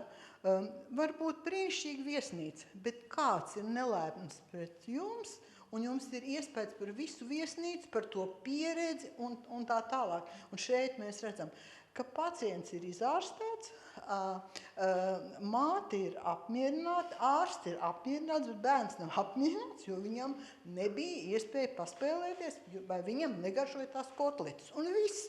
Un tā pieredze ir tāda nebūtiska. Tā kā palīdzēsim cilvēkiem ar materiāliem. Paldies! Paldies. Tad viedoklis, ka nevajag likumdošanu, bet drīzāk vadlīnijas. Es redzēju, te man šķiet, tad turpat blakus roka un tad Ielīts kundze. Jā. Man taču jāizsakās, jo te ir izteikusies mana grupas biedrene, kliniciste, bet es gribēju varbūt ne tieši par šo pētījumu, bet vispār ņemot vērā, ka šeit atrodas pētnieki, tiesības sargs, un daudzi eksperti. Teikt, ka žēl, ka es nezināju par šo pētījumu iepriekš, jo es lasu kursus veselības traucējumu bērniem daudzu fakultāšu studentiem. Un viņiem ir starp pārbaudījums, kurā viņiem ir jāizlasa ANO konvencija par bērnu tiesībām, valdības ziņojuma ANO sniegtās rekomendācijas un jāstāsta, kā tās rekomendācijas ir īstenotas. Tā kā viņi pārstāv dažādākās fakultātes, tad tur ir ļoti interesanti, tur ir gan juristi, gan sociologi, gan mediķi. Un ko es gribu teikt? Tur ir ārkārtīgi liels materiāls, es pieņemu, ka arī Rīgas Stradiņu universitātē ir tāds pats materiāls studenti, kur ļoti labprāt iesaistās pētījumos. Un man pat labam ir 2830 jau aptaujas anketu ar atbildēm uz 67 jautājumiem, kas aptver faktiski visu plašāko bērnu tiesību jomu par to, kas netiek iemācīts skolās, ko vēl gribētu attiecībā uz veselību. Un es gribētu nodot šo materiālu ar lielu prieku tiem, kas vēlētos ar viņu strādāt. Tad varbūt, ka mēs varam uzņemt kontaktus tik tiešām ar šo analītisko grupu Saeimas. Agrāk mēs strādājām ar cilvēktiesību komisiju un vēl ar cilvēkiem, kurus tas interesētu. Paldies, liels turpmākās analītiskā dienestā aptaujas. vadītāja Inese Māja ar galvu. Tās aptaujas vienkārši. Jūs variet dot jautājumus visus šos, un studenti labprāt atbildēs. Un tas nāks visiem pa labu, būs viedokļi. Paldies. Varbūt var nodot tad mikrofonu turpat Inga Bērziņa, tad Ineta Ielīte, un tad nāksim atpakaļ pie panelistiem. Jā. Jā, Inga Bērziņa, Saeimas deputāte. Paldies. Es sadzirdēju viedokli mazāk likumdošanas, vairāk vadlīnijas un rekomendācijas. Man to gribētos asociēt ar mazāk birokrātijas, vairāk uzticību cilvēkiem. Jautājums man ir Ņikitam Bezborodovam, vai šādas lietas kā lemtspēja, brieduma izvērtēšana tam līdzīgi vispār ir izvērtējamas pēc jūsu pieredzes un prakses, vai nav tā, ka tie gadījumi ir tik individuāli un tik ļoti daudz, ka tomēr mums ir jāuzticās uz to speciālistu profesionalitāti un kopumā jāuzticās tiem speciālistiem, kas strādā, un arī vecākiem, vai tas vispār ir kaut kādā veidā, tā godīgi sakot, noregulējums. Paldies. Paldies. Es varbūt paņemam vēl vienu jautājumu komentāru un tad kopā atbildēsim. Paldies visiem par pētījumu un paldies arī diskusijas dalībniekiem. Ineta Ielīte, sieviešu sadarbības tīkls. Un, runājot par šo tēmu, man ir jautājums. Te viens jautājums, 1, 2, 3 jautājumi, kas varētu būt, mums visiem radīsies, mēs droši vien sarakstīsimies un tam līdzīgi, jo daudz kas jāpēta, bet man ir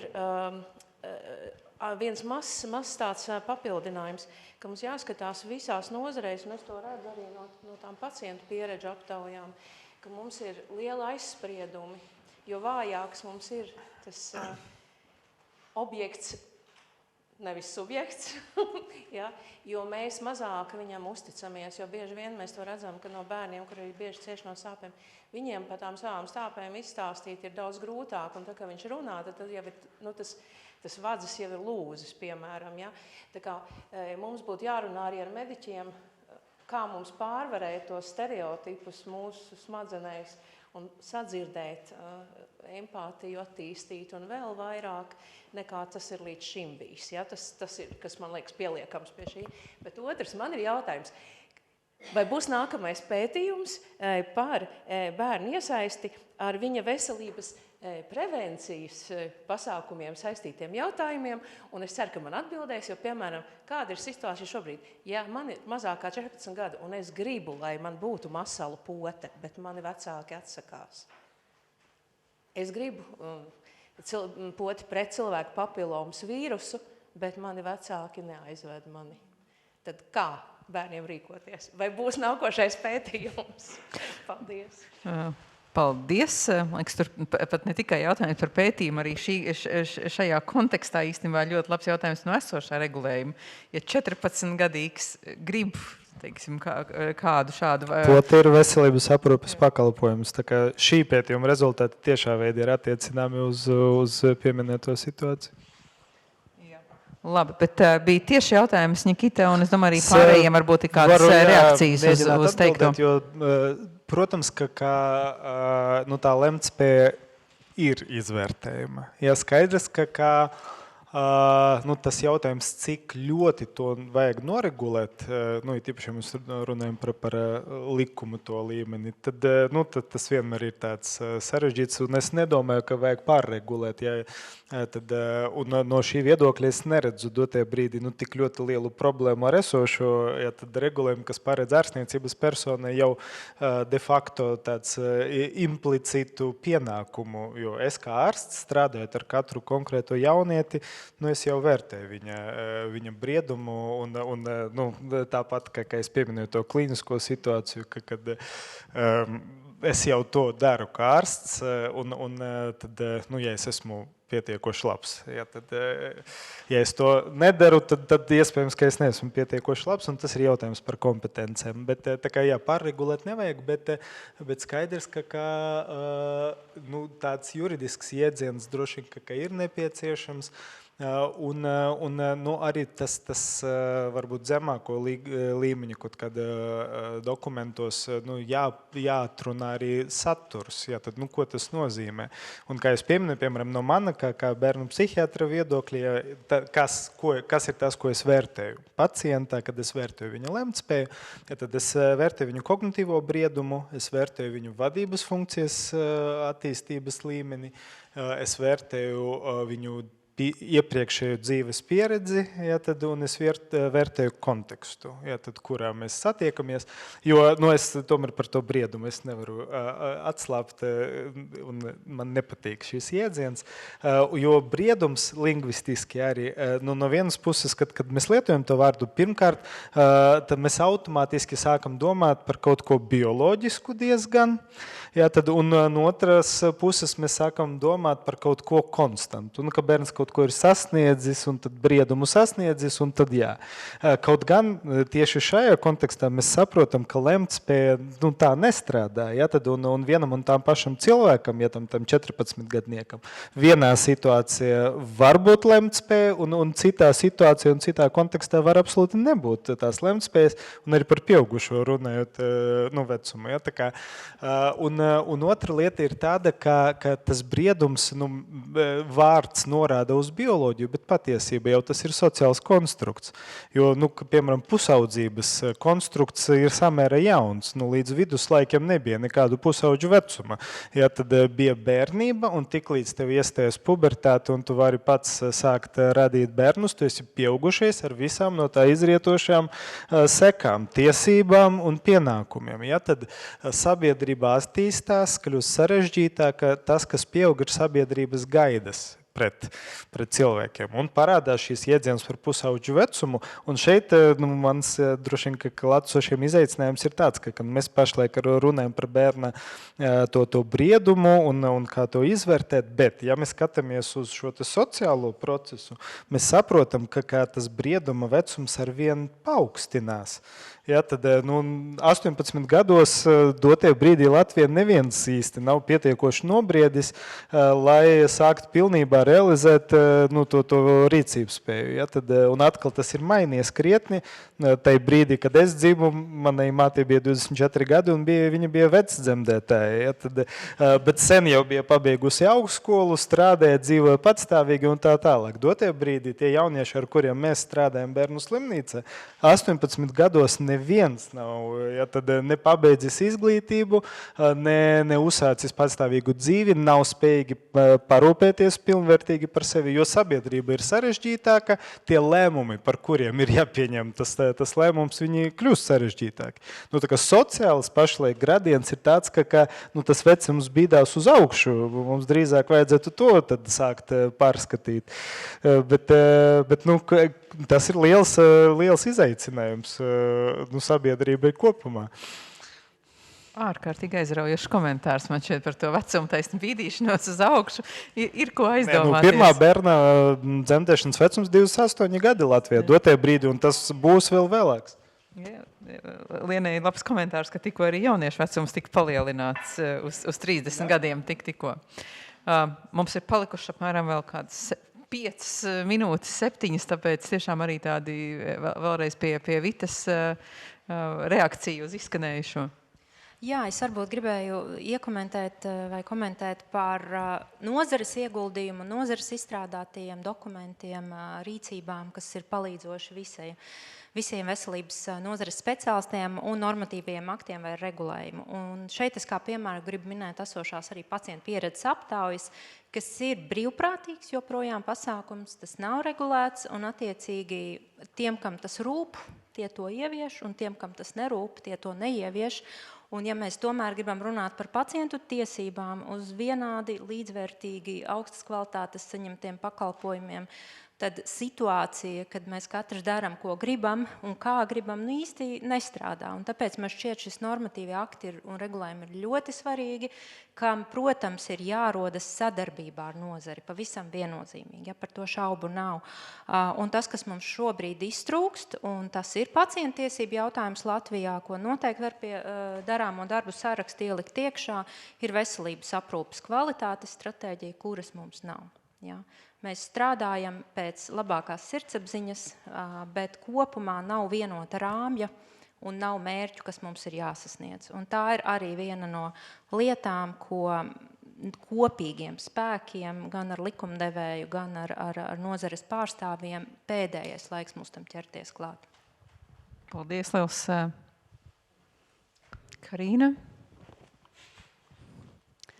Pacientu tiesību īstenošanas plāns pieminēja pašā sākumā. Es esmu autori, ja kas? Ar savu komandu strādājam, un es aicinu izmantot. Mēs nevaram visu regulēt likumu, mēs nevaram pārpildīt likumu, pārregulēt, bet dažreiz pašdisciplīnai vajag. Izmantojot šo instrumentu, tas ir labs rīks, lai pateiktu vadībai, koncentrējam spēku šogad tam, lai attīstītu bērna tiesības. Koncentrējam spēku šogad slimnīca X, lai izstrādātu šo dokumentu sadarbībā ar citām slimnīcām. Jāsadarbojās. Katram ir savas intereses, tas ir skaidrs. Katram savas ambīcijas, ļoti labi, tā ir konkurence, bet veselība ir mūsu pamattiesība. Bērna veselība ir mūsu pamattiesība. Mēs neizdarīsim to labāko, ja nesadarbosies institūcijas, slimnīcas, ārstniecības personas savā starpā, pacienti ar ārstniecības personām. Līdz ar to izmantojot tos instrumentus, kas ir, izmantojot pacientiesībā īstenošanas plānu, izmantojot spēju komunicēt, pārliecināt vienam otru, lai nonāktu gada, 2 gadu laika, 3 gadu laika līdz kaut kādam vienotam lēmumam. Nevienmēr likuma ir problēma, kā es jau teicu, izpildījuma bieži vien. Un tas izpildījums ir atkarīgs no katras ārstniecības personas, atbalsta personas, nodaļas vadītāja, iestādes vadītāja un tā tālāk. Tā kā viss jau mūsu spēkos patiesība, viss ir tik ļoti vienkārši no vienas puses, vai ne? Ja vien tā, tas būtu beigās tik vienkārši. Paldies. Liena, vai ir vēl kaut kas piebilstams? Jā, mums, diemžēl, es apzinos, ka mans komentārs vērtu vēl vienu nodaļu, kur mums nebūtu laika iztirzāt, bet man liekas, ka tomēr ir diezgan svarīga tā piebilde, kas man arī, uz ko arī norādīja eksperti, kurus es intervēju savu pētījumu ietvaros, tātad ir par šo regulējumu un pārregulācijas problēmu. Un jau šobrīd ir redzams, ka tur nav balanss, jo jaunajiem studentiem, tātad topošiem veselības aprūpes speciālistiem jau studiju laikā ir izveidojušās bailes tieši bērnu veselības aprūpes kontekstā. Tas parādās vairākos griezumos. Pirmkārt, kā minēja man viena no ekspertēm, kad jau pirmā kursa studenti nāk un uztraucās par to, ka viņi varētu iekļūt kaut kādos tiesas procesos. Šis signāls ir ļoti slikts signāls. Tas nozīmē, ka ir kaut kur ir nesabalansēts regulējums. Un otra lieta ir tā, kad studenti apzināti izvēlās izvairīties savus pētniecības darbos iekļaut bērnus kā ļoti problemātisku grupu, jo ir grūti iegūt piekrišanas, un šis jautājums par dalību dažādos pētījumos arī būtu tāds virziens varbūt turpmāk, uz kuru skatīties. Jo, tātad, ja regulējums ir smagnējs, tas jau ļoti ātri ir pamanāms arī jau speciālas sagatavošanas posmā. Un vēl tas, ka studenti ļoti labi apzinās izaicinājumus tieši bērnu veselības aprūpē, un universitāšu veiktās aptaujas liecina, ka ļoti daudz no viņiem apzināti izvēlās nekļūt par pediatriem, nekļūt par ģimenes ārstiem, un šis lēmums, jā, tas nav nejaušs. Paldies! Es domāju, šī diskusija ir tāds vistiešām labs vienkārši pētījuma palaišana pasaulē, kas raisa ļoti daudz tālākus diskusiju jautājumus. Es varbūt varu lūgt Leilu kā komisiju, kas rosināja šo pētījumu, arī dažus vārdus noslēgumā. Vai mēs varam sagaidīt, ka varbūt kādas tālākas diskusijas arī jau likumdošanas komisijas formātā, un kāda ir šobrīd tā sajūta pēc šī pētījuma apspriešanas pirmās? Nu jā, milzīgs paldies arī visiem diskusijas dalībniekiem, pētījuma autorei vēlreiz. Ir skaidrs, ka ir pavērties ļoti plašs lauks pēc šīs diskusijas, sevišķi, ka mēs runājam. Arī mēs tagad pārskatot, kā mēs pieteicām to pētījumu sākotnēji, kas teicu ļoti plaši, arī mēs no savas puses tur bijām briedumu ielikuši iekšā kā terminu. Šobrīd skaidrs, ka par lemtspēju mums ir jādomā, jo tā kā arī Bezborodova kungs teica, tad briedumu mēs uztveram kā kaut kādu punktu, kurš tiek sasniegts, un viņš vai nu ir, vai viņa nav, un tad, ja briedums nav pilnvērtīgs, tad attiecīgi cilvēks sanāk nevar pieņemt lēmumus, bet lemtspēja, tur jau mēs vairāk redzam iespējas gradācijai un dažādām lietām, un tas, ka mums ir tik dažādi vecumi dažādās jomās, un šobrīd mēs daudz runājam par vardarbību, par seksuālo vardarbību pret bērniem un jauniešiem, un arī tur mēs ejam dažreiz risinājumos, kas atkal paredz kaut kādu vienu konstantu vecumu. Nu, līdz šim arī ir 16 gadi ir piekrišanas vecums un attiecīgi. Bet kā mēs izvērtējam, vai tiešām 16 gados tas bērns ir kļuvis par tādu pilnvērtīgi lemtspējīgu un tādu nobriedušu vai nezinu kā vēl lemtspējīgu cilvēku, kurš var pilnīgi pieņemt lēmumu par to, ka viņš stājas attiecībās ar pilngadīgu cilvēku, ar daudz vecāku cilvēku. Un tādēļ, man liekas, šī ir ļoti laba diskusija, kas mums noderēs arī citās jomās. Un, jā, šis pētījums bija par medicīnu, par veselības aprūpes jomu. Mēs skatīsimies, laikam, arī mazliet plašāk pēc šīs diskusijas uz šiem jautājumiem komisijā. Ļoti īsi jūsu pieminētie jautājumu kontekstā jāatcerās, ka pubertātes vecums iet uz leju savukārt. Pubertāte iestājas ar vien agrīnāk. Paldies. Nu redz, vecums vai ne, kurš iet abos virzienos. Un īsti nevar saprast, vai tas ir labi vai vēl izaicinošāk. Ārstiem noteikti arī vēl plašāks tas lauks pavarās, un vienlaikus arī lēmumu pieņēmējiem ir vēl grūtāk visu laiku mainīgi īstenībā tie apstākļi, pat it kā konstantās vērtībās, kas ir par cilvēku un viņa veselību. Līdz ar to, ja drīkst kopsavilkt, atgriezties pie vienas tēzes, kas izskanēja pašā sākumā arī no tāda pacienta tiesību viedokļa, ka es domāju, ka mums ir svarīgi atrast veidu, kā šīs te pacientu tiesībām un bērnu iesaistē tiešām nepalikt tikai kādam formālai lietai uz papīra, likumā, bet atrast, kā tas kļūst par vēl dzīvāku un vienotāku praksi. Īstenībā ikvienā ārstniecības iestādē ir labi, ka Latvijā ir ļoti labi šie pētījumi, bet arī tās prakses tomēr vēl nav vienotas. Un kā mums arī atrast to veidu, kā sabalansēt mūsu dabisko vēlmi aizsargāt bērnus no vienas puses un vienlaiks arī dot viņiem šo autonomiju, kas ļauj pieaugt, ļauj iesaistīties un arī kļūt jau par zinošiem pacientiem arī tad, kad jau ir pieauguši.